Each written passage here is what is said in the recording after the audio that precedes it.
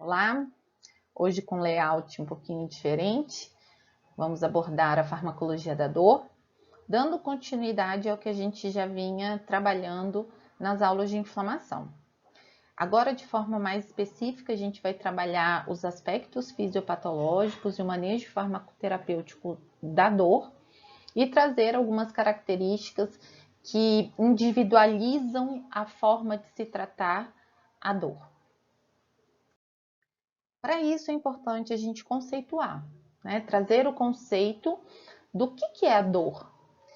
A dor é uma experiência sensitiva e emocional desagradável que pode estar associada ou relacionada com uma lesão ou uma lesão potencial dos tecidos e que cada indivíduo aprende a utilizar esse termo por meio das suas experiências anteriores. Então, o que isso quer dizer? Que eu posso ter um processo de nociocepção igual, onde dois indivíduos tiveram o mesmo tipo de lesão, que tenha as mesmas informações transmitidas ao longo dos neurônios, mas a percepção ela vai estar direcionada, vai diretamente relacionada com a reatividade emocional à dor, que é justamente a experiência emocional daquele indivíduo. Então, tratar dor, fazer o manejo farmacoterapêutico da dor, ele de forma mais do que outras situações clínicas, a gente precisa individualizar, a gente precisa entender e entrar em contato com o indivíduo para que a gente consiga perceber qual vai ser a melhor forma de se tratar a dor. E lembrando que dor é algo que incapacita, dor é algo que diminui qualidade de vida. Então, trabalhar não só o conceito, mas o entendimento em relação a esse processo é extremamente importante para que a gente tenha um sucesso terapêutico. Então, para que a gente consiga fazer o manejo, é importante esmiuçar, conhecer, detalhar os aspectos relacionados à dor. Então, primeiramente, a gente dividiu aqui, né? Nociocepção, que é justamente a dor física relacionada ao seu aspecto de nociocepção mesmo, e o sofrimento que a gente correlaciona com o aspecto emocional. Então, de acordo com a nociocepção e os aspectos fisiológicos, a gente tem os estímulos nociogênicos, que são os estímulos a partir de nociceptores, de mediadores inflamatórios, de substâncias que transmitem essas informações. Existem os mecanismos neuropáticos, então como acontece a transmissão dessa informação, qual o tipo de fibra que está enviando essa informação, se ela é rápida, se ela é lenta. Então, os mecanismos neuropáticos, eles também estão relacionados, e os fatores psicológicos, que a gente sabe que os distúrbios, as situações clínicas que envolvem a emoção, principalmente relacionadas a patologias, a gente tem uma alteração em relação a essa percepção da dor. Com relação ao aspecto emocional, a gente pode ter, de novo aqui, os estados ou traços psicológicos, então, até a característica do indivíduo, de acordo com a sua personalidade, a gente tem um sofrimento maior ou menor, as experiências prévias que podem trazer lembranças de mais ou menos sofrimentos e os fatores sociais, culturais, ambientais. A gente sabe que existem algumas culturas que as pessoas não podem manifestar dor, porque isso é sinal de fraqueza. A gente sabe que existem outras condições, inclusive sociais, onde a mulher ela se esconde, por exemplo, o homem se esconde desse sofrimento, porque isso aparenta fragilidade também. Então, esses aspectos, eles podem estar diretamente relacionados com a parte emocional da sensação de dor. Como eu falei, é importante a gente lembrar que existe a individualidade. E aí essas individualidades, elas trazem para a gente algumas informações que são específicas, características de cada um. Além disso, a gente tem a classificação de acordo com o tempo. Então, eu posso ter uma dor aguda ou uma dor crônica. Essas classificações de dor aguda e dor crônica, eles variam um pouco os conceitos em algumas bibliografias, mas a gente sabe que a dor aguda é aquela mais curta, mais recente, 1 mês, 2 meses, 3 meses. E a dor crônica é aquela que se arrasta por muito tempo. Então, a gente pode classificar essa dor de acordo com o tempo, a gente pode classificar de acordo com a intensidade, né? A gente tem instrumentos para isso, a gente tem escalas que podem ser numéricas, podem ser por cor, e aí a gente classifica a dor em leve, moderada, intensa. A gente tem a localização, a topografia, então se essa dor ela é localizada, se ela é generalizada, se ela é uma dor visceral, tegumentar, muscular. E por que que a topografia ela tem um impacto importante? E por que que a gente precisa saber aonde, né? Por que que essa localização ela é tão relevante? Porque a gente tem medicamentos, por exemplo, que agem de forma mais específica nas vísceras, né, em tecido muscular liso, enquanto outros agem em tecido muscular esquelético. Então, a gente realmente tem uma diferenciação de acordo com a localização da dor no corpo. E a gente tem as condições fisiopatológicas, onde a gente tem a dor orgânica e a dor psicogênica. Como a gente já abordou, os fatores psicológicos, os traços psicológicos, eles estão diretamente relacionados com essa sensação de dor. Então, já se sabe que algumas patologias, como a depressão, como a ansiedade, elas podem estar diretamente relacionadas com a maior sensação de dor. Por quê? Porque, na verdade, existe realmente uma interferência de alguns neurotransmissores que participam dessas condições fisiopatológicas, né? Que participam dessas patologias clínicas definidas, mas que ainda existem alguns aspectos a se detalhar, mas já se sabe que existe uma correlação. Então, a dor psicogênica, ela também tem a sua importância. E aí, a gente vai trabalhar e entender novamente, revisar o passo a passo fisiológico inicialmente. Então, é lembrar que em uma lesão, a gente tem a liberação de fatores ativos, de neurotransmissores, de substâncias, de mediadores inflamatórios, inclusive que podem gerar uma sensibilização desse tecido em relação à dor. E aí, como eu falei, a gente tem a ativação das fibras, além da sensibilização dessas fibras que vão levar essas informações. A gente tem a ativação das vias e a facilitação do transporte dessa informação. E aí é onde acontece muitas vezes a modulação dessa informação até chegar ao cérebro. Uma ativação exagerada para determinado estímulo, além da sensibilização periférica, a gente também tem uma sensibilização central. Então, dependendo do tipo da via, a gente pode ter um aumento e, consequentemente, uma dor persistente, uma hiperalgesia. Normalmente, esse tipo de dor, ela está relacionada ali com a dor crônica. Então, a gente tem algumas características e, por isso, a classificação do tipo de dor, e aí de acordo com vários aspectos, ela é importante para que a gente consiga fazer realmente o manejo o mais completo possível.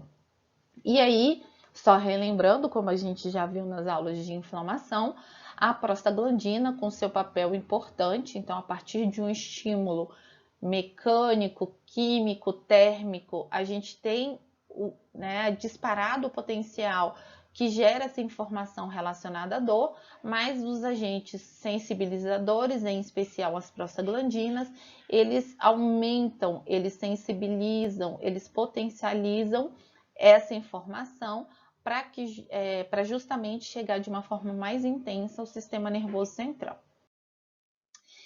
Tá, ótimo, Eloá, trazer, relembrar é importante, mas a gente também precisa trazer a mediação química disso. Por quê?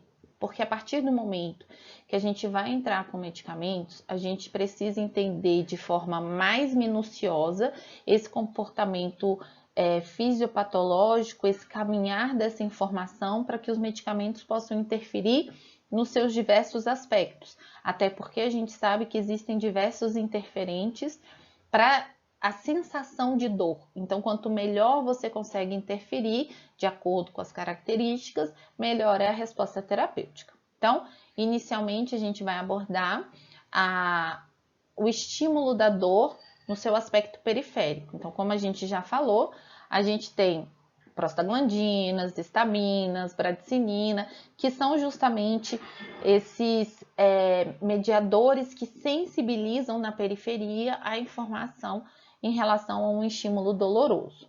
Agora, passando para o aspecto central, a gente tem a chegada dessa informação ao sistema nervoso central. Então, uma das principais substâncias, um dos principais neurotransmissores relacionados com a ativação desse caminho da dor é o glutamato. Ele é um neurotransmissor excitatório central e é ele que vai passando ao longo da medula, ao longo do sistema nervoso central, a informação que vai chegar ao cérebro como uma informação de dor. Além disso, lembrar que o glutamato ele tem como receptor o receptor AMPA e o receptor NMDA, aqui ilustrados na figura. Então, está aqui no neurônio o glutamato sendo liberado e ativando vários receptores. Em especial, a gente vai trabalhar com o receptor AMPA e com o receptor NMDA, que são desses receptores aqueles que geram uma despolarização pós-sináptica e o caminhar do potencial de ação.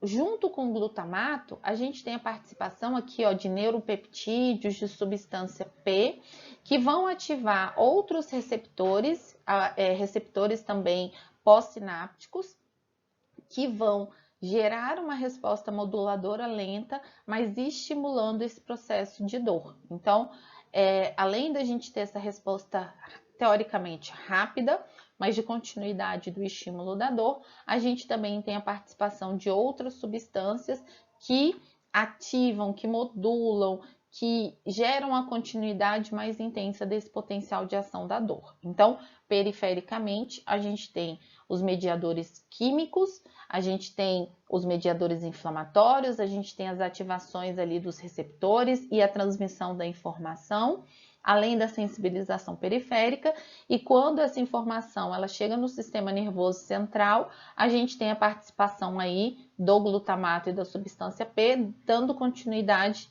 a essa informação dolorosa. Com relação ao aspecto inibitório, porque o que acontece?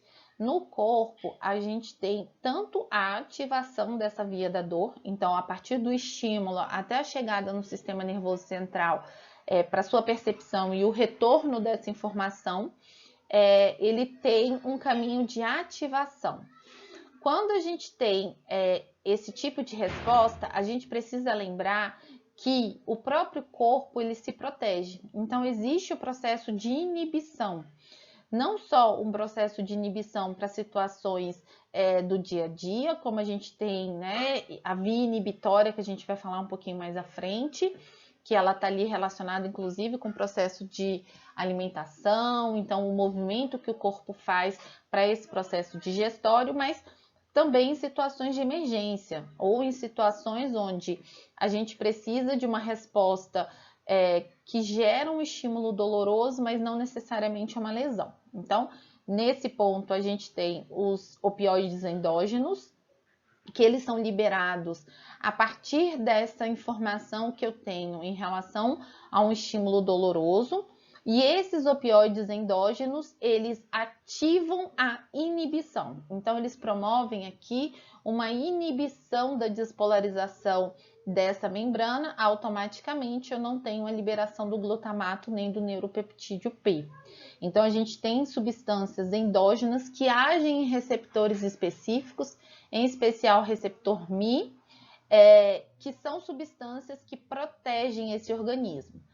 Lembrar dos opioides e opioides endógenos, onde a gente tem as encefalinas, as endorfinas, é lembrar daquela sensação maravilhosa que a gente tem após o exercício físico. Lembrar que quando a gente faz exercício, a gente sente dor, mas que quando a gente termina esse exercício em alguns minutos, algumas, né, horas depois, vem toda aquela sensação de benefício. Por quê? Porque esses próprios opioides que são endógenos, que promovem essa redução na dor, no processo doloroso, eles também geram um mecanismo de recompensa. Então, esses opioides endógenos, encefalinas e endorfinas, têm esse papel nessa mediação da dor central.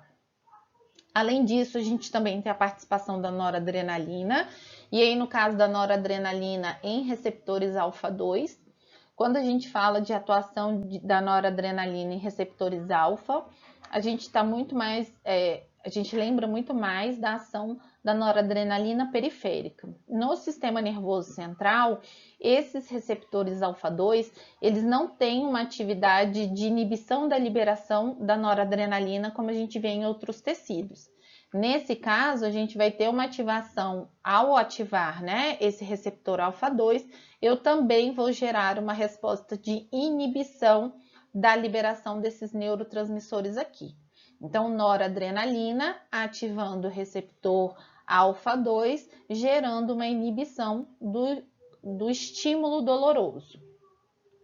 Junto com ele, a gente tem o GABA, então a gente tem aqui, ficou esse quadradinho errado, mas é lembrar que aqui a gente tem um receptor GABA, que é um canal de cloreto, gerando uma hiperpolarização pós-sináptica, da mesma forma que os receptores GABA-B também vão gerar um aumento da condutância do potássio para diminuir a geração do potencial de ação, tá? A gente tanto tem receptores GABA pré-sinápticos como pós-sinápticos, a gente tem receptores alfa-2 pré-sinápticos e pós-sinápticos e receptores Mi pré-sinápticos e pós-sinápticos, todos com o objetivo de inibir a via da dor. Por fim, a gente vai falar da serotonina. Por quê? Porque ela, junto com a noradrenalina, ela vai participar daquilo que eu comentei há pouco, da via inibitória da dor. O que é essa via inibitória? Que é uma via descendente inibitória. Ela é justamente a liberação desses neurotransmissores, e aí a gente tem a participação aqui da serotonina, mas a gente também tem a participação da noradrenalina, gerando também uma resposta inibitória. Então, a gente tem receptores serotoninérgicos, em especial nessa via inibitória descendente, para gerar uma redução nesse aspecto aqui relacionado à transmissão da informação da dor. Então, eu tenho estímulo, esse estímulo caminha em direção ao sistema nervoso central, mas o nosso próprio corpo possui uma via descendente inibitória para frear essa informação. E a gente tem a participação também aqui da serotonina. Mais à frente a gente vai ver alguns aspectos, porque vários medicamentos adjuvantes no tratamento da dor, eles são usados aqui, tá? Eles têm como mecanismo de ação justamente essa via aqui. Então, em especial, a gente vai falar dessa via descendente, noradrenalina e serotonina, que participam justamente para inibir esse processo de dor.